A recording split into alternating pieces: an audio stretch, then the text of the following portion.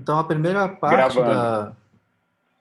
Ótimo. Então, a primeira parte da aula de hoje é uma parte breve e expositiva, baseada nos slides do Daniel Yukimura, que foi o assistente do curso de visão e processamento de imagens do ano passado, né? Então, essa primeira aula, ela não vai estar focada na parte 3D, porque a gente vai construir, na verdade, uma base inicial entendendo o que é o PyTorch antes de entrar no PyTorch 3D, que vai ser a nossa próxima aula de laboratório na semana que vem, tá?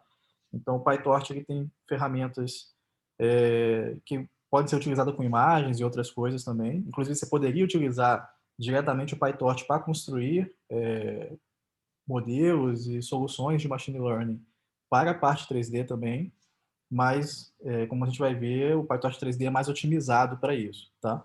Então, como eles têm uma filosofia similar, né, inclusive é o grupo do Facebook que faz manutenção, né, a maior parte da manutenção em cima dessas bibliotecas, a gente começa hoje com o PyTorch. E, então, a ideia é passar, fazer um overview mesmo em cima desse framework, tá? Eu não vou passar por tudo aqui, porque eu vou selecionar o que é mais importante para a gente poder entender o que vai vir com o PyTorch 3D, e também porque é muito conteúdo, né? E vocês vão ter tempo de explorar isso também no assignment. Então, uma das ideias que está embutida, né, na filosofia do PyTorch é essa ideia de modularidade, tá? E o PyTorch 3D também vai herdar isso aí. Então, assim, a gente quer resolver problemas a partir de dados, de observações, e chegar lá, então, em soluções, predições, né? Ter uma função que vai dar soluções, estimar soluções do nosso problema. Mas isso a gente pode dividir todo esse processo em várias etapas, né? Desde a etapa de conseguir esses dados, essas observações, dividir isso em conjunto de testes, conjunto de treinamento, eventualmente a gente pode ter um conjunto de validação ali no meio, até realmente tudo que a gente vai precisar aqui para construir um modelo e avaliar a performance desse modelo, e, enfim, utilizar diferentes funções de ativação ou diferentes formas de camadas, como foi discutido na última aula pelo professor Luiz Velho, tá? Então, uma desses conceitos base é essa de modularidade. Existem vários frameworks que podem ser utilizados para Deep Learning, né? Como o professor comentou, eventualmente, se você quiser ser mais aventureiro e fazer uma coisa aí mais hardcore, assim, você até poderia fazer, mas você vai ver que você teria muito trabalho para reimplementar, né, coisas que as pessoas já fizeram e fizeram de forma otimizada, né? Então, uma das grandes vantagens de você utilizar um framework como PyTorch não é só você ter acesso já a uma gama de funções e tudo de uma maneira organizada, mas também você ter isso de uma maneira otimizada, porque como a gente vai ver, existe uma demanda computacional alta nesses processos de treinamento de redes neurais, né, principalmente redes neurais profundas, e para você fazer isso de uma maneira que vai tomar um tempo razoável, né, que a gente é capaz de esperar, é bom que essas operações sejam todas otimizadas. Então, o PyTorch ele deriva aqui do Torch, né, que foi escrito originalmente em Lua e surgiu dentro da universidade, lá da NYU, e a galera é, do Facebook é quem faz a maior parte da manutenção, né? É um projeto de código aberto, você poderia contribuir lá, mas o pessoal do Facebook tem equipes dedicadas a fazer manutenção e colocar coisas novas nesse framework, né? Outros frameworks que você pode achar interessante para utilizar, por exemplo, pode ser o TensorFlow ou esse Café, né? E tá. O PyTorch depende de Python, né? Como o início do nome sugere. Ele é bem compatível com NumPy, que é uma biblioteca de Python que é utilizada dentro da área de computação científica e é interoperável com outras bibliotecas de Python. Assim, é meio que um padrão para a gente poder trabalhar com vetores e matrizes e essas demandas da computação científica dentro de Python. Uma ferramenta que a gente vai utilizar como ambiente aqui, até para fazer demonstração, é o Google Colab, embora não seja obrigatório, mas ele é um ambiente em que a gente vai poder escrever código, escrever também texto, e tudo isso utilizando computação na nuvem, né, os servidores da Google, e inclusive é compartilhável, assim, você pode mandar esse link para outras pessoas e elas têm acesso ao código, tá? Achei legal aqui que o Daniel já tinha colocado como referência o meu canal, né, o meu canal com a Kiz, Programação Dinâmica, em que a gente fala sobre Python, então, Python, aprendizado de máquina, inteligência artificial, essas coisas, né, ciência de dados em geral. Então, se você ainda tem alguma dificuldade com a linguagem, de repente você tem um background em C, ou, enfim, outras linguagens, e quer ter uma experiência prévia assim, com Python, você pode conferir os nossos vídeos lá no Programação Dinâmica e também tem algumas coisas sobre conceitos de Machine Learning que podem ser úteis. Tá? Então, no PyTorch, uma coisa que a gente vai trabalhar sempre, assim, né? todo projeto que você for utilizar o PyTorch, você vai trabalhar com essa estrutura de dados chamada tensor, tá? Que é uma extensão, né, assim, do conceito de matriz, né, uma matriz multidimensional, como se tivesse um vetor de várias dimensões. E então, para importar o PyTorch, depois que você instala ele, você vai chamar esse módulo torch aqui, e a partir do torch você vai ter acesso a outros submódulos e funções para você fazer o seu trabalho, tá? Se você estiver trabalhando no Google Colab, como a gente vai mostrar daqui a pouco, o torch já vai estar instalado lá. Então, aqui está um exemplo bem básico da criação de um tensor 2x2. Tá? Então, seria, né, você poderia enxergar com uma matriz mesmo, comum, né, tem duas dimensões aqui, né, e os 4 valores representados aqui dentro. Você tem algumas funções que podem ser utilizadas para você criar rapidamente tensores com uma determinada dimensão e alguns valores padrões, assim, né? Então, por exemplo, se você quiser criar aqui um 100 por 100, só que preenchido de zeros, tem essa função zeros. Se você quiser criar um 100 por 100 preenchido com uns, tem um uns. E se você quiser preencher com os valores aleatórios, tem essa rand_n aqui, que vai preencher com valores aleatórios do tipo float, né? Quebrados ali, entre 0 e 1. E o que mais tem aqui? Legal para a gente ver. Você pode especificar um tipo para esses dados, tá? Se você não especificar, ele vai ter um tipo padrão que faz parte do exercício lá no assignment, você verificar que tipo é esse. Aqui está especificando como inteiro, nesse caso, e aqui como double, né? Então seria ponto flutuante de precisão dupla, nesse outro caso aqui, tá? E você pode verificar o tipo a partir dessa propriedade aqui, dtype, ou verificar o tamanho a partir dessa função size, ou uma propriedade chamada shape também. Então, isso a gente vai também poder experimentar.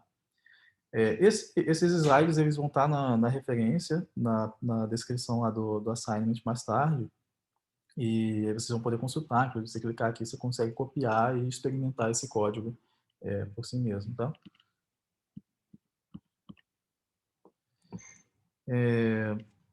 Beleza, então aqui, por exemplo, a criação de um tensor aleatório 3x3, né, 2, né, x e y aleatórios 3x3, com o tipo de precisão dupla, né, então esse float de 64 seria o equivalente ao double. E a gente pode realizar operações com esses tensores, tanto utilizando os operadores naturais lá, né, na linguagem, então o mais ali, né, para realizar uma adição, como também utilizando essas funções a partir do módulo torch, né? Então, torch.add, torch.sub, torch.mul vão ser equivalentes a você utilizar esses operadores aqui, tá? E sempre que você faz uma operação dessa forma, o valor é retornado na forma de um terceiro tensor, né? Então, você está operando 2 tensores aqui, você vai ter um terceiro tensor como resultado, e você pode armazenar, né, isso numa variável para que você retenha aquele espaço de memória ali. Então, Python faz o gerenciamento de memória de uma maneira automatizada para a gente, assim, então se você tiver um espaço de memória que não está sendo utilizado pelo programa, ele vai ser limpo, né, assim como em Java, algumas outras linguagens que tem aquele garbage collector. Então, se você vai precisar desse valor depois, você precisa armazenar ele numa variável, né? E se você quiser realizar operações em place, né, então não construir um novo tensor, mas modificar os valores da memória de algum tensor que já foi alocado, você pode utilizar essas mesmas funções, só que, assim, é uma outra função, né, mas o nome construído a partir dessas funções add, sub, move e div, com esse underscore aqui, né, esse tracinho depois. Tá? Então, isso significa que a operação vai ser in place, e aí ele modificaria o valor desse tensor y ou desse tensor x aqui, o tensor que chama, né, que está sendo o primeiro argumento na chamada desse método.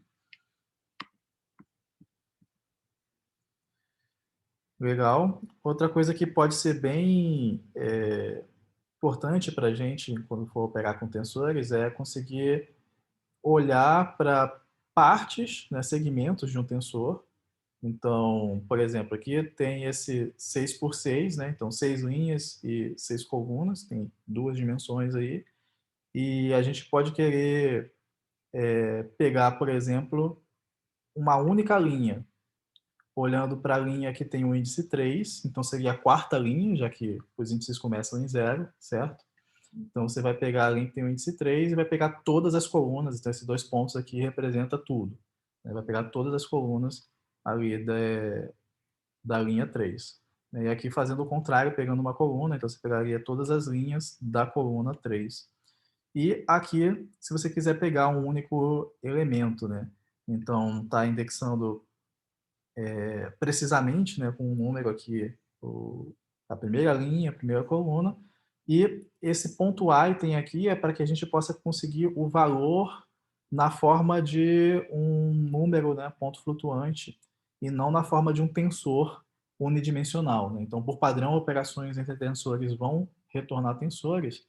Então, mesmo que você faça essa indexação precisa, né, para obter um elemento de uma coluna e de uma linha, você obteria, na verdade, um tensor de dimensão 1 por 1. E aí você pede esse ponto item para obter um valor escalar. E outra coisa que pode ser interessante é a gente redimensionar, né, esses tensores.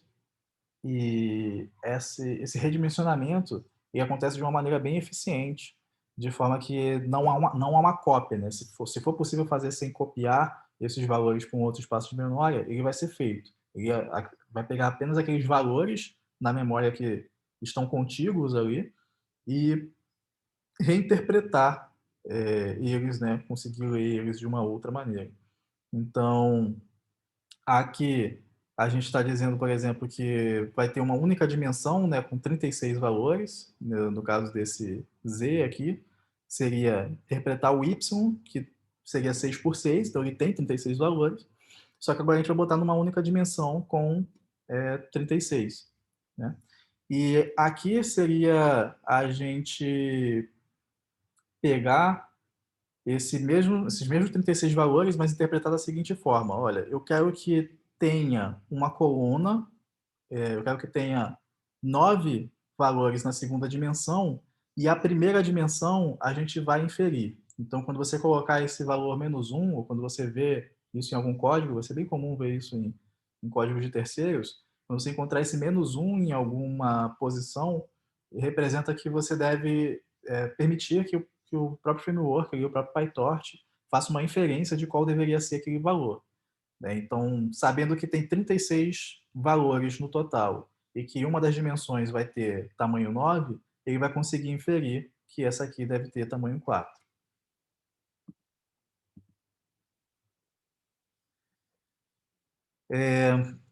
Como a gente estava comentando lá no começo, né, o Torch ele foi construído para ser também interoperável com NumPy, como são várias outras bibliotecas de computação científica em Python. Então, se você tiver um tensor, você consegue converter ele num vetor de NumPy. E da mesma maneira, você construiu alguma coisa com o NumPy, né? Então, o NumPy também tem uma função de ones, zeros, esse tipo de coisa. Você construir algum vetor com o NumPy, você consegue converter ele para um tensor do PyTorch, tá? Então, essas coisas são úteis e a gente vai ver hoje na prática mais ou menos como acontece, tá? Outro tipo de coisa que pode ser interessante de converter, né? Se você está trabalhando com imagens, então a imagem ela pode ser representada no computador como uma matriz de pixels, né? Que basicamente é um tensor também de valores, né? Com determinado limite. Então, aqui o Daniel está mostrando, por exemplo, como que você pode importar essa imagem, ler essa imagem, utilizando a biblioteca do OpenCV, né? Então, esse CV2 aqui vem do OpenCV, mas você poderia utilizar outras bibliotecas comuns de imagem do Python, como a Pillow ou Image.io. Tá? A gente até vai usar a Pillow, se não me engano, daqui a pouquinho. E a OpenCV ela é interoperável com o NumPy, então aqui a gente pode ler esse cat aqui e converter, né, na verdade, aqui onde está IMG, né, seria o cat. Tá? Então, converteria esse cat do NumPy, de um vetor de NumPy, para esse tensor aqui do PyTorch. Tá? E você pode continuar, fazer o mesmo processo de indexar e recortar, né, essa imagem, pegando pedaços, né, pegando linhas ou colunas ali dentro do seu tensor. Tá? Então, normal. Outra coisa que vai ser relevante é a gente poder armazenar, né, passar os valores que estão na memória RAM ali que opera com a CPU para a memória da GPU, né, a memória da placa de vídeo, porque como a gente vai querer fazer várias computações, assim, muita repetição e são contas que às vezes a gente consegue paralelizar, né? A gente consegue paralelizar esse processo. A GPU torna mais eficiente essa computação. Então, se tiver GPU disponível e lá no Google Colab a gente consegue fazer essa configuração, vai ser muito mais rápido, assim, ordem de magnitude mais rápido, tá? Tipo, sei lá, 50 vezes mais rápido. E então, uma dessas maneiras é a gente, né, padrão comum, você vai ver essa variável device, né, dispositivo, sendo criada. E aí, primeiro você vai poder verificar se está disponível, CUDA ou não está. No caso aqui, já assumiu que estava disponível, construiu esse device da GPU em CUDA. E na hora que você constrói o vetor, o tensor, você pode passar onde você quer que ele seja alocado, né? Onde que aquela memória seja alocada. E se porventura você alocou ela em algum outro lugar, né? Por exemplo, se não passou nada aqui, ela foi alocada para a memória que vai operar com a CPU. E você quiser depois transportar, né? Fazer uma cópia para a memória da GPU, você pode simplesmente usar esse to e passar o device e ele vai ser transportado. O detalhe que você tem que prestar atenção é que você não consegue fazer operações com tensores que estão em espaços de memória distintos, assim, né? Então, se um tensor está na CPU e o outro está na GPU, você não vai conseguir operar com ele. Você vai ter que passar um deles para o outro lado, tá? Ou tudo para CPU ou tudo para GPU. Beleza. E um dos recursos, assim, que é extremamente importante para toda essa computação em Deep Learning vai ser esse autograd, né? Que basicamente é o seguinte, a gente quando estiver fazendo treinamento dos nossos modelos, a gente vai precisar calcular o gradiente, né? Precisar calcular a derivada da nossa função de perda lá, né? Em relação a parâmetros do nosso modelo. Então, isso é uma coisa que o professor Luiz Velho explicou na última aula sobre gradiente descendente e tal, como é que funciona todo esse processo de otimização. E a gente não vai precisar calcular isso na mão, né? O PyTorch vai calcular tudo isso para a gente e ele calcula isso mantendo em memória um gráfico de que operações foram realizadas, tá? Então ele tem em memória ali quais operações vão sendo realizadas com cada um dos seus tensores, né? Ele vai construindo esse gráfico e no momento que você perde então a derivada no caso nossa função de perda, a coisa que está mais para frente aqui, né, do g, em relação a algum desses outros parâmetros, ele simplesmente vai voltando e aplicando a regra da cadeia para conseguir calcular esses valores, tá? Então, se você declarar um tensor com esse requires grad igual a true, ele vai ter suas operações armazenadas, se for falso, não. Tá? E os parâmetros da nossa rede, por padrão, eles vão ser com require grad igual a true.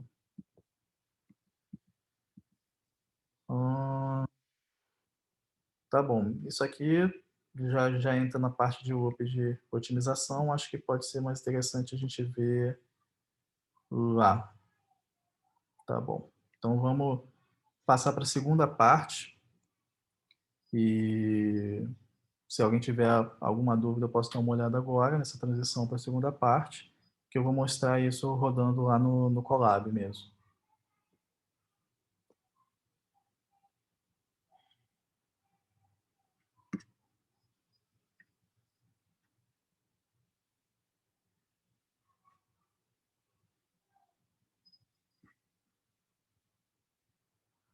Ok, o chat parece limpo aqui. Então, tá. Eu construí um pequeno exemplo aqui que a gente pode observar alguma dessas coisas em ação, tá? E muito do que está aqui vai ser pedido no assignment. Tem algumas coisas que estão no assignment que não estão aqui, mas é para vocês poderem também pesquisar, né? Então, vou fazer a parte crítica aqui, para vocês entenderem como que esse processo de treinamento de uma rede neural acontece. E alguns detalhes eu deixei ali para vocês fazerem lá, tá? Então, esse aqui é o ambiente do Google Colab, você acessa aqui pelo endereço colab.research.google.com, né? Então, é importante que você tenha uma conta da Google para isso, né? E, bom, se não tiver, você pode fazer gratuitamente.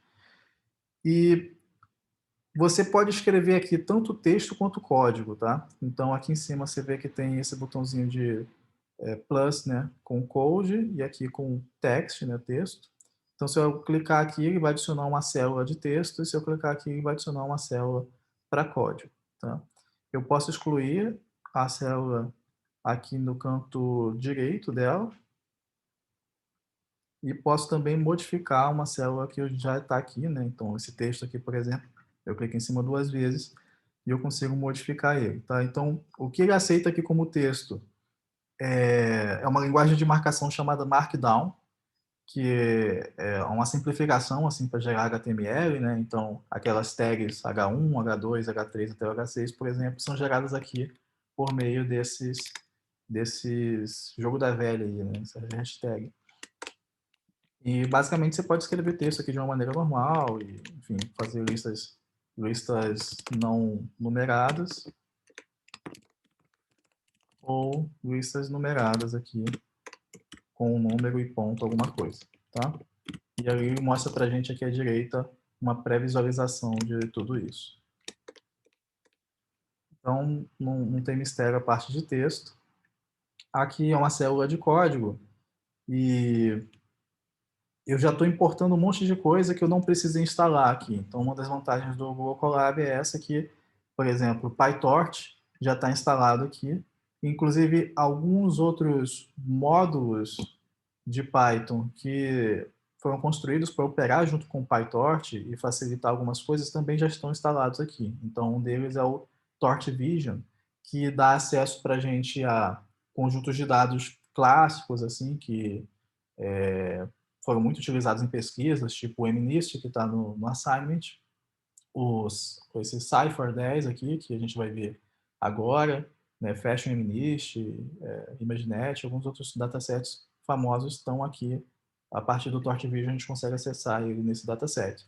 Tá? O Torch Vision também permite a gente fazer transformações, também permite a gente obter redes neurais bem conhecidas também, já treinadas, tá? Então, tudo isso já vem de graça para a gente instalado aqui no Google Colab. E quando eu executar essa célula, eu posso tanto clicar aqui nesse botãozinho de play, como utilizar atalho no teclado, né, Shift e Enter, e a célula vai ser executada. Então, leva um tempinho aqui no começo para executar, mas executou. E ela fica numerada aqui, ó. É um pouco difícil de ver quando eu estou com o cursor em cima, né? Mas colocando em outra célula, você vê que ela está numerada ali, foi a primeira célula executada, tá? Aqui tem uma coisa que você pode utilizar para mais tarde, eu vou mostrar para vocês. Não é obrigatório isso aqui, mas é legal para você poder ver o progresso de um loop de treinamento. Tá? Então, vou executar isso aqui também. E aqui eu estou criando algumas pré-definições para a gente poder trabalhar. Então, eu coloquei um endereço aqui relativo de uma pasta, onde eu vou querer colocar meus objetos de trabalho, tá? Então, onde vai ser armazenado conjuntos de dados, onde eu, de repente, vou querer colocar os resultados que vão ser gerados. E como que eu cheguei nesse endereço aqui, né? Então, se você olhar aqui à esquerda, tem um menuzinho lateral que tem um ícone de pasta aqui, né, de arquivos, que você tem acesso, então, a uma região de armazenamento, tá, que é temporária, mas que você pode ter acesso ao seu Google Drive também de uma maneira permanente, né, persistente. Então, aqui dentro você pode construir novas pastas, pode fazer upload de arquivos, tá? Dá para clicar aqui e fazer upload de algum arquivo. Só que se você fizer um upload, por exemplo, aqui, desse avião, ele aparece aqui, mas quando você encerrar essa sessão, ele vai ser excluído, tá? Então, a forma que você tem de ter esses dados de maneira persistente é você montar o seu Google Drive aqui, né? Então, tendo uma conta do Google, você tem acesso tanto ao Colab quanto ao Google Drive, que é um espaço na nuvem para você armazenar dados, né? Armazenar arquivos, essas coisas. E você pode montar ele clicando, então, nesse botão aqui. No caso, o meu já está montado, tá? Pode ser que na primeira vez que você tente montar, ele te peça para rodar um código tipo esse aqui, que vai estar no assignment de vocês, tá? Então, ele vai vir com as instruções, né? No caso do assignment já está aqui o código, mas se você estiver fazendo um notebook do zero, quando você clicar ali, ele pode te instruir a executar isso aqui. E depois que você executar isso aqui, vai aparecer um link ali embaixo para você dar autorização para o Google Drive se integrar ao Google Colab, tá? Então, questões de segurança isso.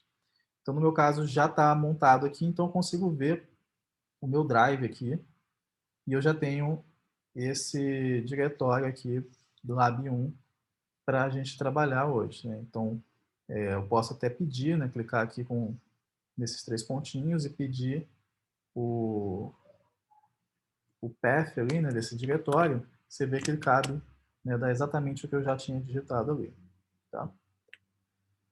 E esse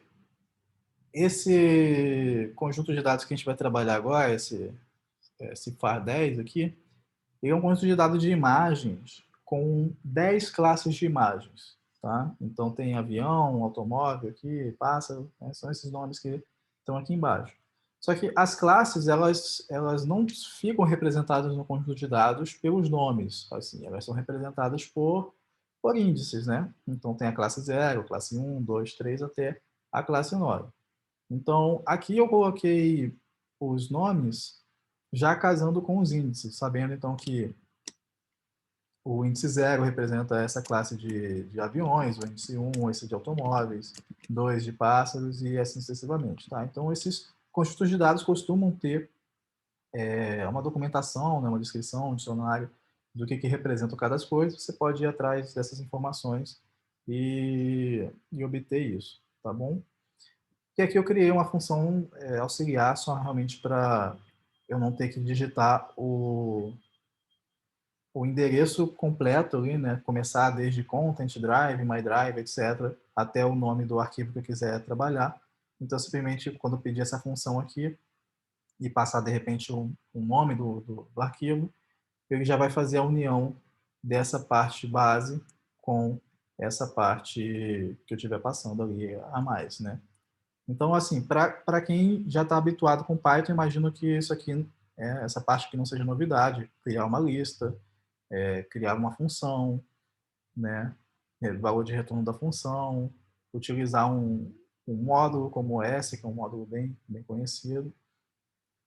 Se você tem dúvidas com relação a essa parte mais básica do Python, você pode tanto olhar vídeos lá no meu canal, Programação Dinâmica, quanto também chegar e fazer assim um crash course, né? Uma coisa bem rápida, que tem aqui na página do curso, né? Se você vir aqui nessa parte de software,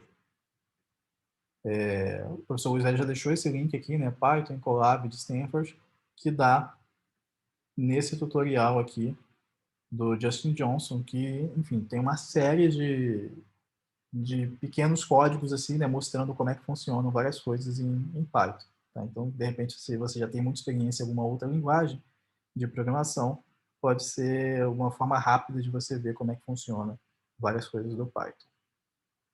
Então, seguindo aqui, agora vem uma parte que também é similar ao que vocês vão precisar fazer, que é pegar, então, os dados desse conjunto de dados conhecido. Tá? Então, eu estou pegando aqui o Cifar 10, estou pedindo para salvar nesse meu endereço de base. Aqui eu estou pedindo os dados de treinamento, né? E se não tiver lá, que seja feito o download, tá? E aqui eu estou pedindo os dados que não são de treinamento, então são os dados de teste que vai nos prover. E também a mesma coisa, se não tiver lá, que seja feito o download. No caso, já está lá, né? Eu já rodei esse negócio antes. Então ele diz aqui que os arquivos já estão lá, tal, estão verificados, né? Então você vai encontrar eles por aqui. Mas na primeira vez que vocês executarem algo do tipo, vai levar um tempinho fazendo o download desses dados. E a gente pode verificar, então, informações sobre o nosso conjunto de dados, né? Por exemplo, qual que é o tamanho do nosso conjunto de treinamento. Então, a gente executa isso aqui e ele responde aqui, né, 50.000 imagens. Qual que é o tamanho do nosso conjunto de teste? Então, aqui, na verdade, já deixei as saídas, né? Deixa eu apagar as saídas para a gente ir vendo aos pouquinhos. Deixa eu vir aqui.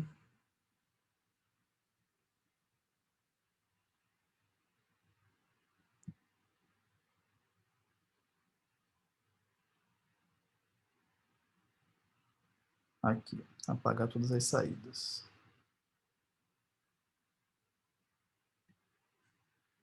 Pronto, então agora a gente vai conseguir ver aos pouquinhos aqui. Então, o tamanho do conjunto de teste é de 10.000, né, enquanto o de treinamento é de 50.000 aqui. E você pode acessar, né, uma posição específica a partir dessa sua variável aqui, né, que representa o seu conjunto de treinamento ou teste, enfim, seu conjunto de dados, tá? Então, bom, se tem 50.000, tem índices válidos de 0 até 49.999, né? Então, você poderia pegar qualquer índice desse aqui e repare que ele vai retornar para você duas coisas, tá? Então, a primeira coisa que ele retorna é a imagem e a segunda coisa é o rótulo dessa imagem, né? Qual que é a classificação dela naquele conjunto. Então, tendo esse rótulo e tendo esse mapeamento prévio aqui, né, do nome das classes que foi construído aqui, então se ele me passar tipo 2, então eu sei que é 0, 1, 2, bird, então vai aparecer aqui embaixo o nome, né? Então, vamos olhar quem é esse 99 aqui. Esse 99 é um automóvel, né? Então, tem o label 1, de fato, casa aqui com um automóvel. E aqui ele está dizendo que a imagem é uma imagem dessa, né, compatível com esse framework PIL, né, Python Image Library, tá no modo RGB, tem tamanho de 32 por 32, então tamanho bem pequeno ali, né, 1024 pixels. E a gente pode pedir para exibir essa imagem, então, utilizando o Matplotlib, e a gente vê, então, esse automóvel aí, bem pixelado, assim, né, porque a imagem é muito pequena, 32 por 32, e aqui ela está sendo até um pouquinho ampliada para que a gente consiga ver, né, se a gente tentar ver lá na resolução ativa mesmo, se a gente jogar a imagem aqui, por exemplo, o Google Colab consegue renderizar uma imagem da PIL, só que olha só, né, 32 por 32 é bem pequeno, mesmo aproximando aqui, fica difícil de ver. Né? Então, é recomendável você olhar assim com a ajuda do Matplotlib que você consegue controlar, inclusive o tamanho desses eixos aqui. E claro que vai ficar pixelado, mas você consegue enxergar um pouco melhor. Né? Ok. Aí, aqui eu comecei a carregar, né, fazer aquela verificação que a gente estava vendo lá nos slides, de verificar se tem, né, uma GPU compatível com CUDA, né, uma GPU da NVIDIA compatível, para a gente poder trabalhar na GPU, tá? Então, se tiver, a gente vai atribuir essa referência à GPU aqui, a essa variável device. Se não tiver, vai ser CPU, então, e vai ser mais lento, né? E onde que a gente consegue modificar isso, né? Se vai ser CPU, se vai ser GPU, aqui no Colab. Então, aqui em cima, nessa parte de runtime, tem aqui, ó, Change Runtime Type. E eu já pré-selecionei aqui GPU, tá? Se você abrir pela primeira vez um notebook seu, assim, vai estar nada aqui. Então, você vem aqui e modifica para GPU. E tudo bem. Então, já podemos colocar coisas na GPU, se for necessário. E uma das coisas que a gente vai precisar fazer é converter as coisas para tensores. Então, a gente ficou vendo um monte de operações em cima de tensores, mas agora a gente tem um conjunto de dados que está na forma de imagem, né? Então, o que a gente pode fazer? A gente pode pedir para criar novamente uma variável que seja uma referência para o nosso conjunto de dados. Dessa vez aqui eu botei download como falso, porque a gente já sabe que nesse lugar estão os nossos dados, né? Eles já foram previamente baixados ali em cima. E a gente pode atribuir também, né, passar mais um argumento aqui, que são essas transformações, tá? Então, esse Transformers ele faz parte do pacote Torch Vision, que também já está instalado aqui. E a gente pode passar uma única transformação, como por exemplo, converta para um tensor, ou uma composição de uma lista de transformações. Tá? Então, aqui eu estou passando uma composição de uma lista de transformações. As duas transformações são: converta para tensor essas imagens e normalize elas. Tá? Então, também seguindo o que a gente viu um pouco na última aula do professor Luiz Velho, é importante você normalizar o seu conjunto de dados para trabalhar, né? Primeiro, para você ter um limite mesmo, né, dos valores dos dados, mas assim, isso também tem a ver com a função de ativação, né, que a gente vai trabalhando. Então, tem alguns problemas que podem acontecer se você não normalizar os dados, né? Então, um problema é um problema numérico mesmo, de repente, gradiente ir para zero, de você fazer computação de coisas que estão em ordem de magnitude diferentes, tá? E você começar a acumular erros. Muitas das computações que são realizadas aqui, elas vão ser feitas em precisão simples, tá? Então, esses tensores vão ser criados aí em float 32, e não é legal você sair perdendo precisão, porque você está fazendo comparações, né, operações entre coisas que estão em escala de magnitude diferente. Então, a gente poder trabalhar com coisas normalizadas ali entre 0 e 1, entre menos 1 e 1, vai ajudar a evitar esses problemas numéricos, assim, né? E uma outra questão é relacionada realmente a você manter uma boa estatística dos dados, né? Então, esses valores aqui é a média e o desvio padrão de cada um dos canais de cores daquela imagem, né? Então, red, né, o vermelho, verde e azul, né, média e desvio padrão. Essa função normalize vai se encaminhar de fazer essa normalização. E da onde que eu tirei esses valores, né? Então, esses valores eles foram calculados previamente e depois eu coloquei eles aqui. Se não precisar calcular eles lá no assignment, eles já estão calculados para você, tá? Quando eu for explicar lá, eu vou mostrar para vocês. Mas, por quem tiver curiosidade, eu deixei o código aqui embaixo que eu utilizei para calcular essa normalização. Então, eu vou executar essa célula aqui também. E a gente vai ter os nossos conjuntos de dados, agora, tanto de treinamento quanto de teste, já na forma de tensores e já normalizados. Tá? E vamos ver. Vou executar para vocês aqui depois da normalização. Então, É basicamente a mesma coisa que eu fiz ali em cima para observar a imagem, né? Só que agora eu estou pegando aqui o índice 0, porque ele vai me retornar a imagem e o label, e eu não estou interessado no label, né? Então, botei aqui só o índice 0, recebi a imagem como um tensor, e vou querer exibir a imagem com Matplotlib, mas agora eu tenho que tomar o cuidado que, olha só, uma das coisas que a gente viu lá, vou mostrar para você aqui. Peraí. Se eu pegar esse tensor e olhar para a forma dele,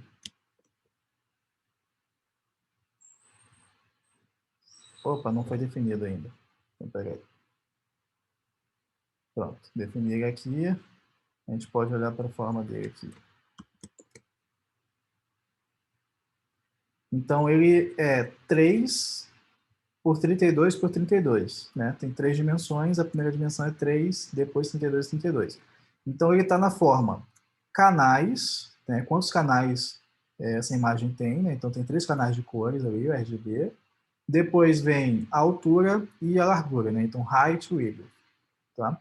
Só que para exibir com o Matplotlib, a gente precisa que ele esteja no formato height, width e channel, né? Então, os canais têm que ser a última dimensão.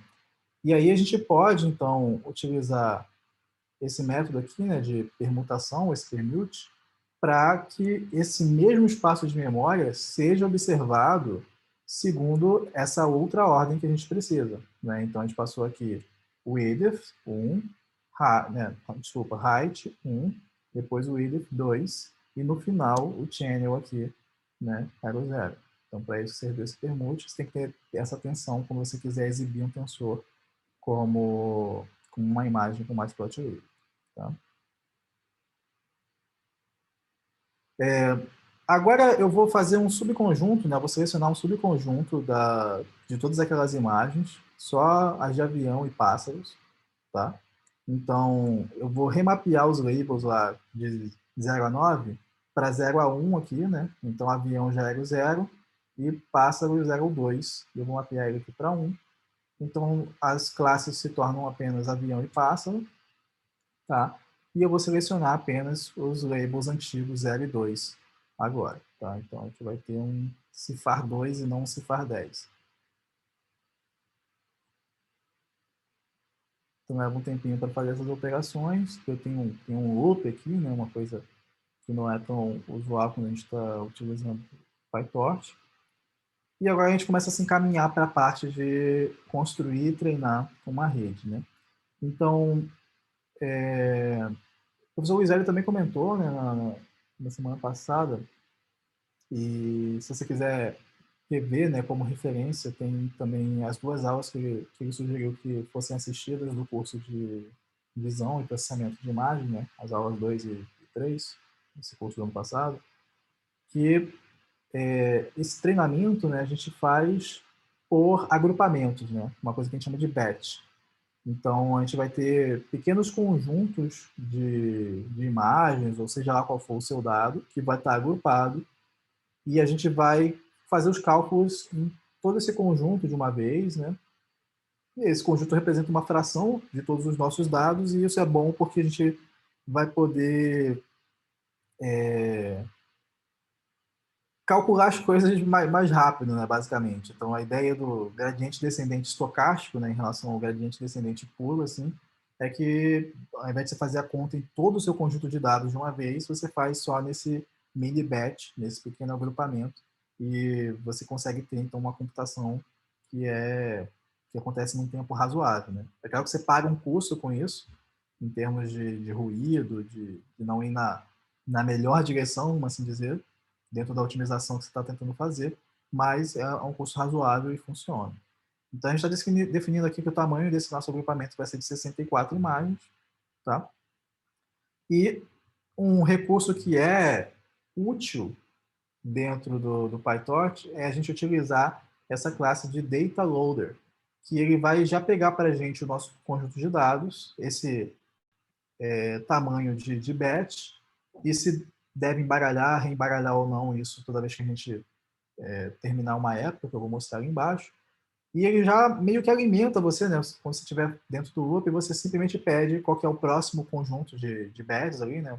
A próxima seção de dados. E esse data loader vai carregar para você os próximos 64, no caso, né? O próximo tamanho de badge que você precisar. Então, você não precisa ficar indexando o seu conjunto de dados e tal. Ele vai tratar tudo isso para você de uma maneira direitinho. Inclusive, reembaralhar se você quiser, né? Se for interessante. Então, a gente tem aqui dois data loaders, um para o conjunto de treinamento, um para o conjunto de teste. Já vou explicar porque que um está com true aqui e outro com false. Tá? Então, tudo isso aqui foi preliminar, né? Coisas antes da gente mexer com o modelo mesmo. Como é que você vai construir a sua rede neural, né? Então, vou voltar para um desenho. Deixa eu ver se está aqui fácil. Isso, então esse aqui foi um desenho que também apareceu nos slides na semana passada, de que você tem a camada de entrada, né, e uma camada de saída da sua rede, e o que caracteriza as redes neurais profundas, né, ela ter essas camadas escondidas, que podem ser muitas, né, mas o fato é que você tem, então, uma dimensão de entrada compatível com seus dados e uma dimensão de saída aqui nessa outra camada compatível com o tipo de resposta que você espera. Então, a gente vai tentar resolver um problema de classificação com duas classes apenas. A gente tem pássaros e aviões. E a gente vai receber desse lado aqui, né, a imagem. E daqui depois tem que sair a resposta se é um pássaro ou um avião. Então, como é que a gente construiria uma rede para lidar com isso? Então, assim, a ideia aqui é construir um modelo que seja aplicação em sequência, como a gente viu ali naquele desenho, de uma camada linear, né, os perceptrons conectados ali de maneira linear, como a gente viu. Ela tem como dimensão de entradas 3072 e de saída 512. Então, da onde veio esse 3072? O que a gente tem é uma imagem de 32 por 32 e três canais, RGB, né? Se você fizer o produto desses três valores, né, 32 vezes 32 vezes 3, você vai chegar nesse valor aqui. E isso acontece porque o que a gente está considerando como atributo para poder realizar essa classificação são os próprios pixels. Tá? Então, é uma abordagem bem naive, como seria chamado em inglês, né? Acho que a tradução para ingênuo em português não é tão boa, mas seria a abordagem mais direta, vamos assim dizer. Tá, eu tenho uma imagem, eu tenho uma rede que recebe um tensor de uma determinada dimensão, o que eu vou fazer? Vou considerar cada pixel, então, individualmente como um dado a se observar. Tá? Então, vem isso, depois vem a aplicação de uma não linearidade, né, uma função de ativação, e ali no desenho, isso aqui é uma coisa só, né?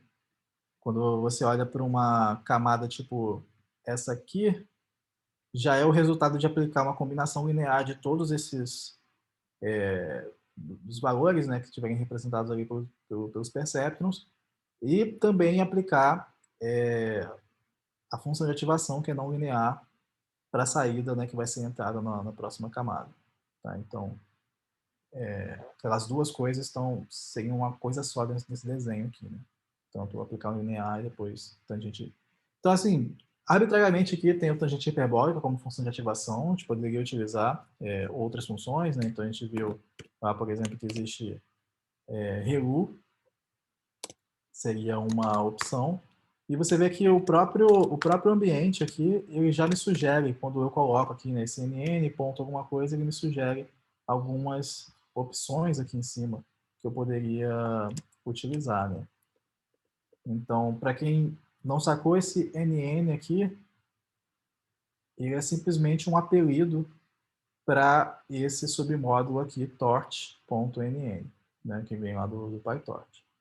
Então, a gente não ficar digitando torch.nn, não sei o quê, a gente fez a importação dessa maneira. Então, essa rede aqui, na verdade, é uma rede bem simples, assim, é uma rede shallow, né? Não é um deep, para a gente poder testar e entender o método antes de partir para coisas mais complicadas. Então, a gente tem a camada linear, a função de ativação, depois mais uma camada linear que parte desses 512, então, para 2. Tá? Então, essa aqui vai ser a camada que tem a nossa saída. Repara que esse valor ele não está limitado a nada, né? Vão ser 2 valores ali, né? Um tensor com 2 valores, mas o valor mínimo ou máximo que pode sair ali não está, por exemplo, entre 0 e 1, ou entre menos 1 e 1. Né? São valores arbitrários ali, tá? E isso por conta da função de perda que a gente vai utilizar aqui, que já vai levar em consideração isso, ela vai normalizar e gerar para a gente um valor coerente a partir disso aqui. Então vai ter um exercício no assignment que tem uma jogadinha de fazer uma modificação aqui no final, que eu vou explicar depois. Tá? Então, nosso modelo é simples aqui, 2 camadas. Depois a gente tem essa função de perda, que é essa entropia cruzada, que é bem comum em problemas de classificação. Uma taxa de aprendizado aqui, né, learning rate aqui de 10 a menos 2, né? E a gente vai utilizar como método de otimização esse gradiente descendente estocástico aqui, né, o SGD. Então, o que entra como detalhe aqui, né, da prática em relação à teoria é que, por exemplo, o SGD aqui, né, o nosso método de otimização, ele vai precisar dos parâmetros da nossa rede, porque os parâmetros vão estar ali acumulando os gradientes à medida que a gente for fazendo as operações na rede, e depois a gente vai precisar, né, otimizar esses parâmetros para ter um modelo melhor. Né? E ele também vai precisar da taxa de aprendizado aqui, essa learning rate, para saber o quanto que ele vai andar ali no espaço de parâmetros para atualizar os valores, né, dos nossos parâmetros. Existe um outro atributo que vocês podem ver, né, um outro argumento que vocês podem ver eventualmente nesses otimizadores, que é momentum, tá? Que é, tipo assim, você pode ter uma taxa de aprendizado variada e tal, que ela vai decaindo, de repente, essa velocidade, mas a gente não vai aplicar aqui agora, tá? Vai ter tempo para ver algumas coisas assim. Então, construindo o nosso modelo, a nossa função de perda, o nosso otimizador. Então, dentro daquela ideia de modularidade, né, tudo isso aqui são componentes dentro do PyTorch que eventualmente são estendidos. Né? Então, o SGD não é o único método que a gente pode utilizar como otimizador. Né? Outras pesquisas resultaram em outros resultados e o framework foi estendido com outros otimizadores também. A função de perda aqui também, né? Entropia cruzada não é a única função de perda, tem várias outras que a gente pode estender também nesse módulo do PyTorch, e assim vai. E agora entra, então, o core, assim, né? Do treinamento da rede. Então, aqui a gente está definindo um número de épocas igual a 100. Então, uma época é o período, né, necessário para você percorrer todo o seu conjunto de dados. Então, a gente vai percorrer o conjunto de dados aos poucos, por batch. Nosso tamanho do batch lá é de 64, né? E quando a gente conseguir percorrer todo o conjunto de dados, a gente diz que, então, a gente percorreu uma época, tá? Aqui é uma variável que eu criei para ir acumulando os valores de perda, para a gente poder observar depois. E aqui está um negócio que eu falei lá no comecinho, daquele TQDM, isso aqui não é necessário e tal, mas que se você estiver utilizando, ele é feito dessa maneira. Né? Então, eu sei que eu vou querer rodar essa quantidade de vezes, né? Então eu crio aqui um intervalo que vai de 0 a 99, ali, né? Então vai ter 100 épocas, e eu construo esse objeto TQDM em cima dele, né? E a gente vai, então, rodar para cada época dentro desse iterável, tá? Então, esse loop aqui é um iterável que é retornado por esse TQDM aqui. E, cara, isso aqui é basicamente estético, assim, mas é bom para a gente poder acompanhar como que o treinamento está acontecendo. Então, no começo eu zero aqui essa função de perda do treinamento. A gente poderia ter uma função de perda olhando validação, por exemplo, e vai ter isso no assignment. A gente zera isso. Depois, a gente vai receber dados do train loader, né? Foi aqui o que a gente construiu aqui em cima, que eu comentei, que permite que a gente não se preocupe em ficar olhando, olha, quantos que eu vou pegar, né? E já sabe que vai ter que pegar essa quantidade do batch size, né, de agrupamento de dados, e vai dar para a gente os próximos dados. Então, ele vai dar para a gente os próximos 64 imagens, 64 labels, e aí eu passei as imagens e os labels para a GPU, tá?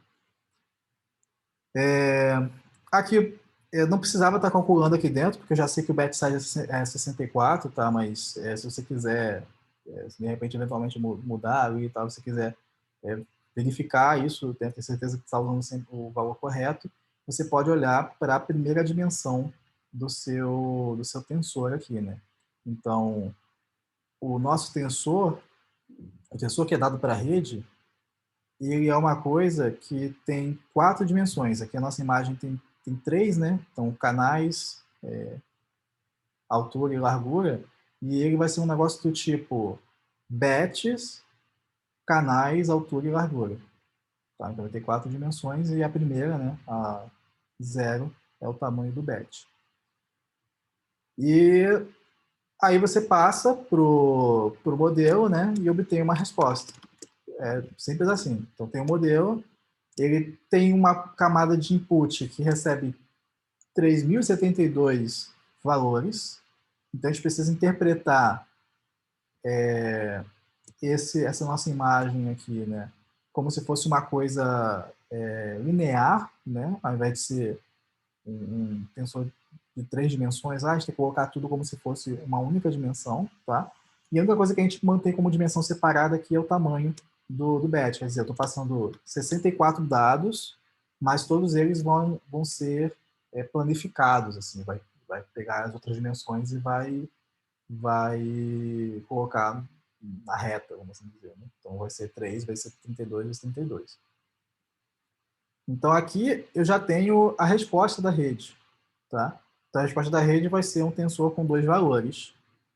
E a gente vai poder calcular uma perda, né, olhando essa saída e o que ela deveria ser. Então os labels aqui são as respostas que já estão categorizados, que a gente conhece, né? A gente está fazendo um aprendizado supervisionado. A gente aqui está acumulando esse valor da perda, né? Esse valor que eu estou zerando aqui a cada época, ele é incrementado aqui dentro, né? Então, olha só, eu calculo esse valor de perda em cima de um mini batch de 64 imagens ali, né?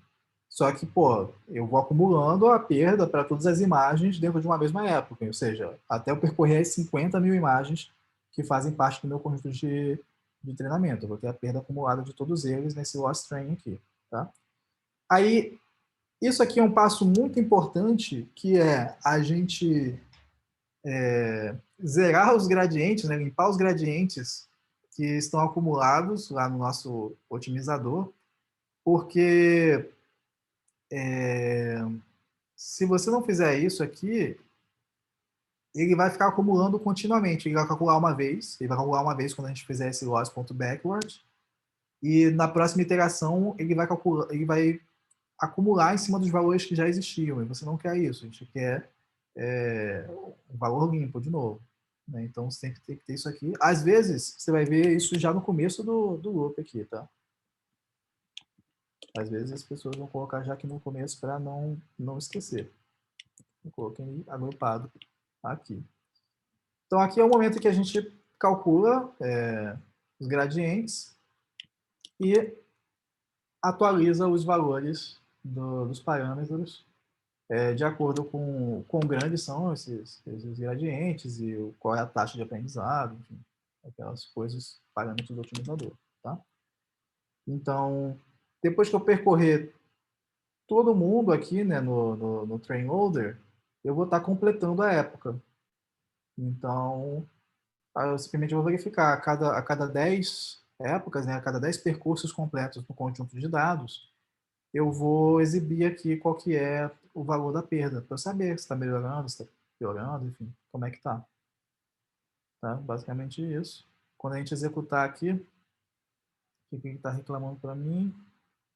Train loader não está definido, quer dizer que eu deixei de rodar alguma coisa aqui em cima. Aqui. Beleza.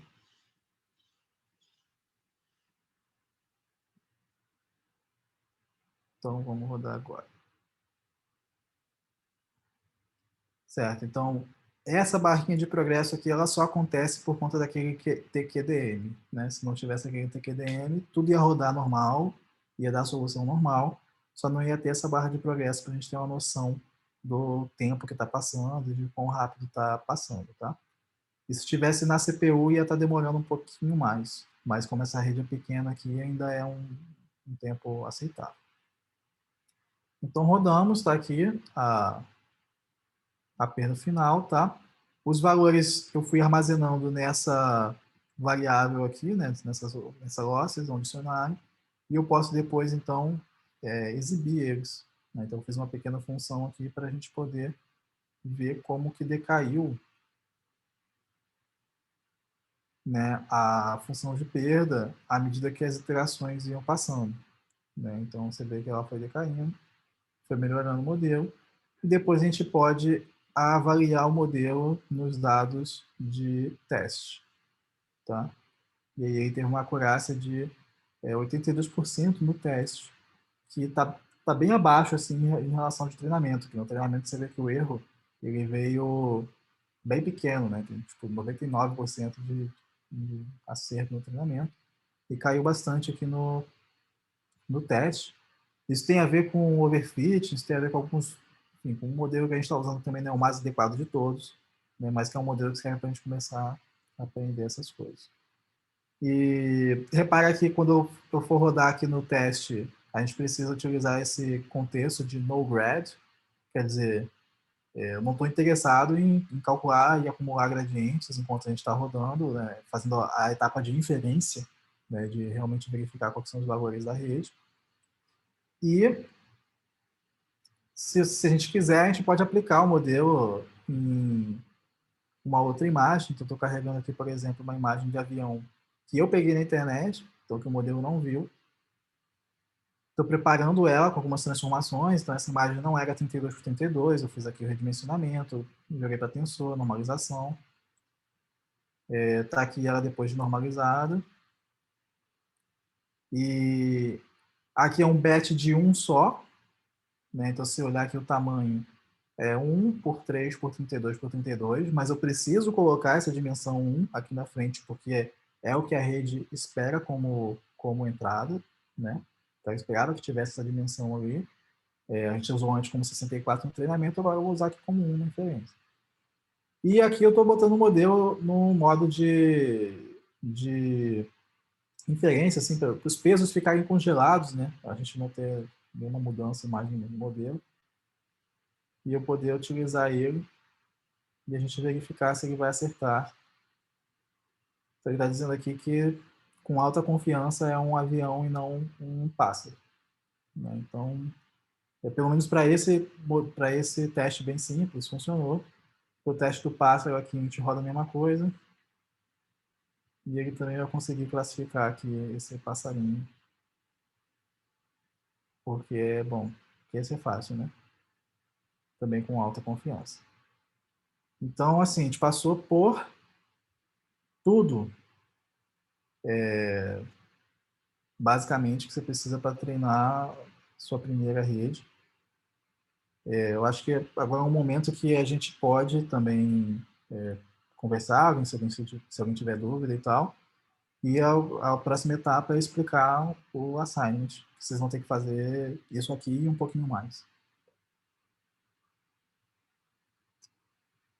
Então, deixa eu ver se tem aqui algum... Tem uma pergunta do Brian Ripper. Consigo ter acesso a essas informações? que informações exatamente, se você vai ter acesso a esse código aqui, essas coisas, pode ter. Nas instruções do assignment tem também algumas outras referências que você pode estudar, tá, para conseguir concluir a tarefa.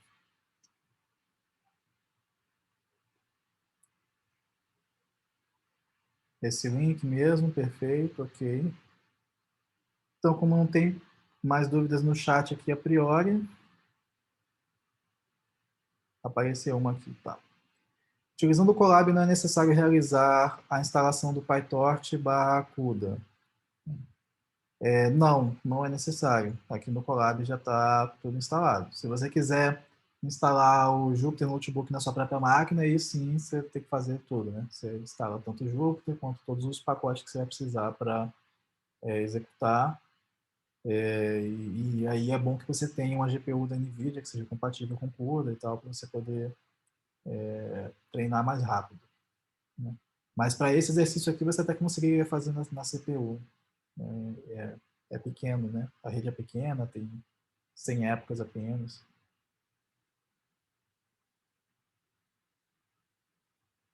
Ok. Então, para a nossa última parte, para hoje, é o assignment. Então, vai ter uma página de instruções que vocês vão conseguir chegar também, a partir da página do curso, né? Tem aqui os objetivos, que é basicamente se familiarizar com toda essa estrutura, né, de treinamento de uma rede simples, né, um classificador a partir de um multi-layer perceptron mesmo, a gente não está usando nenhuma camada sofisticada nem nada, então ganhar experiência ali, escrever uma coisa em Python, pode ter gente que ainda não escreveu Python e tal, se habituar à forma de escrever também, às vezes você já programou em Python, mas você usava for, né, usava uns loops para fazer softwares comuns, né? Você vai ver que aqui a gente vai priorizar operações entre tensores, porque o PyTorch está todo otimizado para fazer essas operações muito rápido. E aí aqui também tem a descrição, né, que você pode fazer na sua máquina ou no Google Colab, que, bom, é recomendado, porque já está tudo instalado lá e você vai conseguir compartilhar apenas o link comigo, né? E esse link aqui, depois que você clicar, você vai dar no Colab mesmo do assignment, tá bom? Então, como o professor Luiz Hélio comentou, os alunos do IMPA, eles precisam submeter esse assignment, e o prazo aqui é até o domingo que vem, né? Então, hoje é segunda-feira, na próxima segunda-feira a gente vai ter a correção desse assignment, então, antes dessa correção acontecer, ali na noite do domingo, você envia, e como é que é o envio? Vai enviar para mim, né, para esse e-mail, com cópia para o e-mail do professor Luiz Velho também, né? E aí você bota aqui o assunto, né, assignment 1, seu nome, sobrenome, e se for mais de um arquivo, você vai ter que zipar, né? Então você pode utilizar scripts em Python junto com coisa do Colab, mas se você usar o Colab, assim, tal, você pode me passar só o arquivo do Colab, você pode baixar ele, exportar ele como um arquivo do Jupyter Notebook, né? Você vem aqui vamos ver aqui, ó, File, então dá para você fazer um download como, né, essa extensão IPyNB aqui, né? Então você faz esse download, envia ele, e se você tiver mais de um arquivo, aí você comprime tudo num zip, tá bom? Os alunos de curso livre, eles não vão ser avaliados com relação a esse assignment, eles vão se autoavaliar depois que eu fizer a correção na próxima semana, né? Então, a avaliação vai ser um pouco diferente. Então, assim, vocês façam também, né? Porque o mais importante é vocês aprenderem, né? E terem essa familiaridade. E na semana que vem a gente começa fazendo essa correção e, e você pode se corrigir. Vocês estão me ouvindo ainda? Eu acho que teve um problema com o meu fone aqui. Ok. Ok, obrigado. Tá, só desligou aqui, mas o próprio computador se encarregou disso. E aqui embaixo tem as referências para as aulas, né, do curso de processamento de imagens e visão computacional do ano passado. Essas aulas 2 e 3 tratam com bastante detalhe de todo esse processo de treinamento de rede, né, do machine learning, enfim, dos métodos de avaliação de um modelo. Tem os slides do Daniel, que foi o começo dessa nossa aula e que eu só passei parte dele, então tem mais coisas aqui, pode ser útil para vocês. Tem esse link direto para esse vídeo lá no meu canal, que é sobre o Colab em si, sobre os recursos daquela plataforma, como é que você usa aqueles menuzinhos e tal, se você estiver perdido, como é que você executa as coisas, como você monta o seu Google Drive, né? Então tudo isso você pode ver nesse videozinho aqui. E também tem aqui, né, um tutorial do próprio PyTorch sobre treinar um classificador que não usa o mesmo tipo de rede que a gente usa, tá? Mas você pode fazer os links e os conhecimentos aí, né? E aproveitar coisas que estão sendo explicadas lá, tá? Então aqui ele já foi para um passo um pouco mais avançado do que o que a gente andou, mas eu acho que pode ser útil para quem quiser. E esse exemplo que eu acabei de fazer aqui, eu vou linkar ele aqui também, tá bom? Vou colocar aqui como uma quinta referência.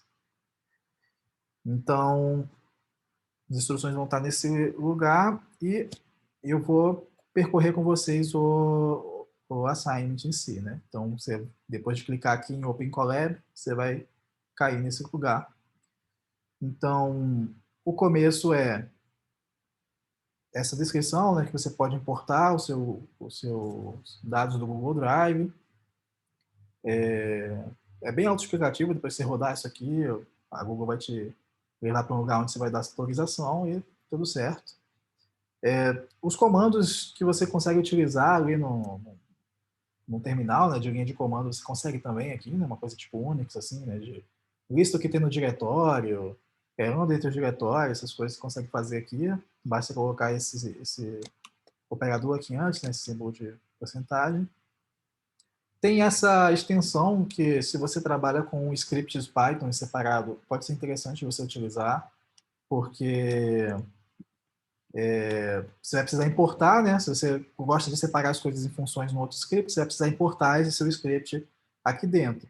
E às vezes você vai fazer uma modificação lá naquela função e você precisa que essa modificação seja observada aqui dentro, né? Que essa atualização reflita dentro do seu notebook. Então você já bota essa extensão auto-reload e depois de você importar o seu script e fizer modificações nele, se não for nenhuma modificação muito estrutural, assim, naturalmente ela vai ser importada, tá? E vai refletir aqui dentro. Né? Então, coisas mais básicas, tipo mudar uma variável e tal, valores, vai ser tranquilo. Então, aqui uma demonstração de que o PyTorch está instalado, de que você pode ver a versão que está aqui já, tranquilo. Os exercícios iniciais são para você rodar e experimentar com tensores. Né? Então, aquelas coisas que estavam lá nos slides, sobre criação de tensor, sobre fazer slicing, né? Olhar, eu quero pegar uma coluna, eu quero pegar uma linha e tal, essas coisas estão aqui para vocês experimentarem. E, então, o primeiro exercício é experimenta novas formas de construir um tensor com essas funções aqui, tensor com T maiúsculo e não com T minúsculo, como foi feito aqui, as tensor, empty, tá? Então cria tensores diferentes, muda esse tipo padrão aqui e verifica o que muda, né? Então você vai escrever código e vai escrever também essas suas conclusões aí no notebook, né? Você pode escrever tanto código como texto, você vai fazer as duas coisas aqui. Você deve também investigar como que o PyTorch gerencia memórias e tipos dos tensores, né? Então, toda aquela discussão que eu falei, poxa, quando você usa um view, ou quando você tenta converter uma coisa, ele vai mudar o tamanho, né, redimensionar aquilo, mas utilizando o mesmo espaço de memória. Então, se você tiver uma outra variável, você pode experimentar, por exemplo, tentar mudar um valor que está ali no tensor e verificar se ele se reflete também quando você olha o nome antigo que ele tinha. Né? Então, você pode fazer alguns experimentos nesse sentido de ver quando que ele faz uma cópia de memória, quando que ele está aproveitando exatamente o mesmo espaço de memória, mas interpretando ele de outra forma. E aí você escreve as suas conclusões aqui sobre essas questões de tipo e memória relacionadas a tensor, tá? Depois é escrever uma função que vai receber um tensor 2D como input e retornar um tensor que é do mesma dimensão, tá? Só que é o seguinte, a primeira linha vai se manter igual, aí a segunda linha, né, vai ser multiplicada por 2, a terceira linha por 3 e assim sucessivamente. Então tem um exemplo aqui, ó, de um tensor que tem 4 linhas, aí a primeira se manteve igual, a segunda a gente multiplicou por 2, a terceira por 3, a quarta por 4, tá? E a ideia é que você consiga escrever isso usando apenas operações de tensores, tá? Então aqui no quinto você pode até tentar fazer do jeito que você achar mais fácil, mas aqui naturalmente no número 6 você deve se forçar a escrever isso só com operações de tensores, ou seja, sem usar um for, sem usar while, esse tipo de loop, porque essas operações são otimizadas e é a maneira padrão da gente poder trabalhar com PyTorch, certo?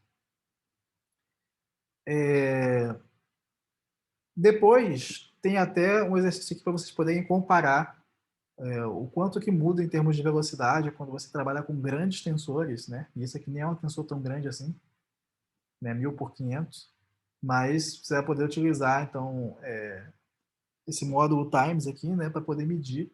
E aí, então, fica aí por conta de vocês também pesquisar um pouquinho do Python lá, e esse módulo times, para poder medir a diferença de tempo entre você fazer essa função com loops ou com operações tensoriais.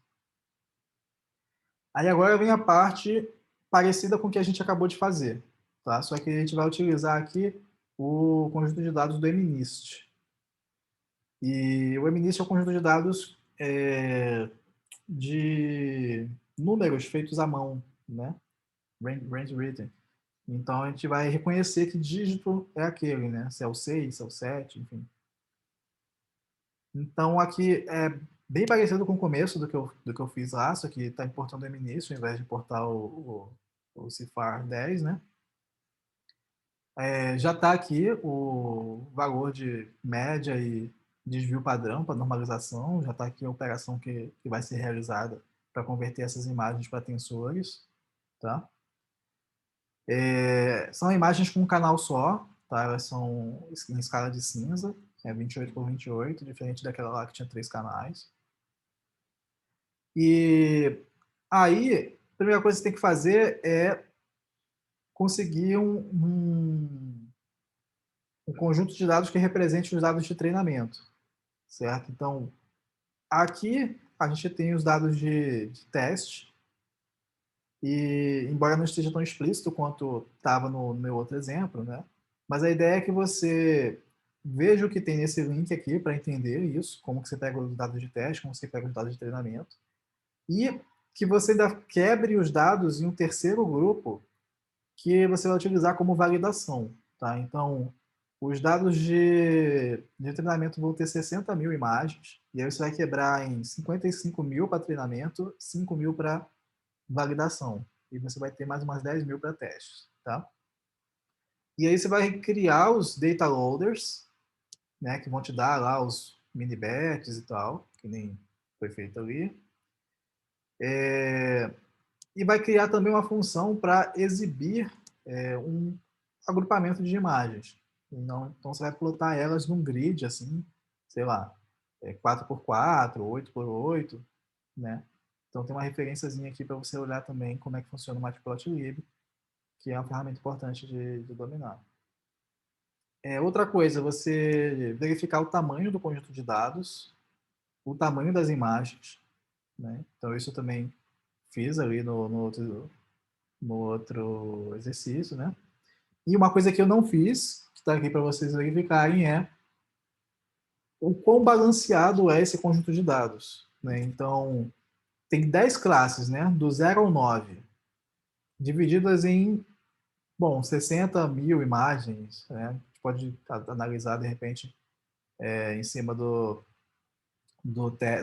treinamento e validação ali. Então, tem 10 classes divididas em X imagens, mas será que tem alguma classe que tem muito mais imagens do que outra? Será que está bem distribuída essas classes em termos de imagens? Isso aí você vai me contar aqui. E aí tem a sugestão de utilizar essa função beanCount. Então tem um espaço aqui também para você escrever código e texto. Depois, definir uma rede neural com ativação ReLU e 2 camadas, tá? Então, assim, parecida com o que tem ali também, só que ali eu estou usando inteligência hiperbólica, que você vai utilizar a ReLU. E, bom, é isso. Utilizar aqui a mesma função que a gente utilizou para classificação, né, de entropia cruzada, e também o SGD como otimizador, né? Treinar por pelo menos 10 épocas e mostrar o progresso, então também tudo que foi feito ali agora há pouco. E testar no conjunto de teste, né? Lembrar de utilizar aquele torch no grad que também foi feito. Aí você vai verificar, então, o que acontece, né? Quando você modifica o tamanho do batch, quando você modifica a learning rate. Então, a gente vai ter tempo para discutir um pouco mais sobre esses efeitos, mas eu quero que vocês já experimentem e vejam na prática se vocês conseguem perceber no que isso impacta, né, para você mudar esses valores. Aí aqui é para refazer, né, só que na GPU, vai mudar lá o runtime para a GPU e vai colocar as coisas na GPU. E adicionar um passo de validação no loop de treinamento. Então, aqui em cima foi pedido para fazer essa divisão dos conjuntos de treinamento para treinamento e validação, né? E agora você vai utilizar dentro do loop esse conjunto de validação também, que a ideia é o seguinte: você avalia o valor da perda ali, né? O quão bom o seu modelo está com a perda, em relação, olhando como está decrescendo no conjunto de treinamento e também no de validação. Você pode fazer ajustes, né, de hiperparâmetros para obter um valor bom ali para validação, e aí depois você testa no conjunto de teste mesmo.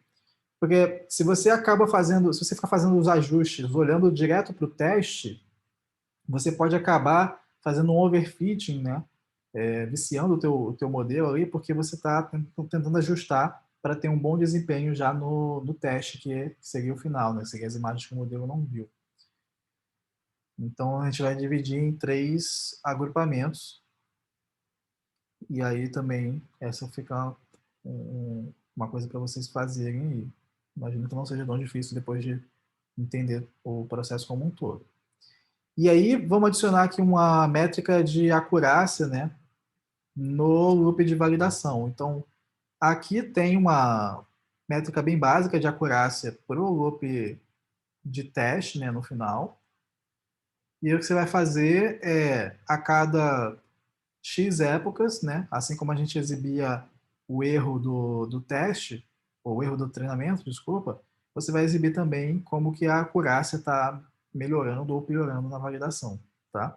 E para fazer isso, talvez você tenha que modificar o seu modelo, porque para que você consiga verificar esse valor, né, verificar esse score das classes,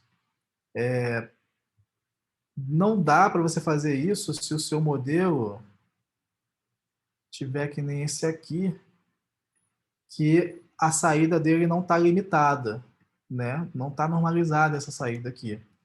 Então, essa é a saída que a gente precisa para passar para essa função de perda, tá? Tem como você mudar para uma saída normalizada, mas aí você teria que mudar a função de perda. Ou você vai manter desse jeito e você mesmo vai ter que calcular essa normalização aí, tá? Esses logits, para poder calcular a acurácia. Então, você vai ter que plotar como que a acurácia está evoluindo também. E fica um desafio aqui, uma coisa que não foi falada até o momento, mas por isso está como extra aqui para vocês pesquisarem, que é exibir essa matriz de confusão do modelo, né? Que também é É uma métrica interessante de performance para você ver como que ele está errando, né? Onde que ele está errando e onde que está acertando. Então, quando que, de repente, confunde a classe 1 com a classe 4, né? Quantas vezes isso acontece? E, enfim, fazer uma matriz, como que chama, né?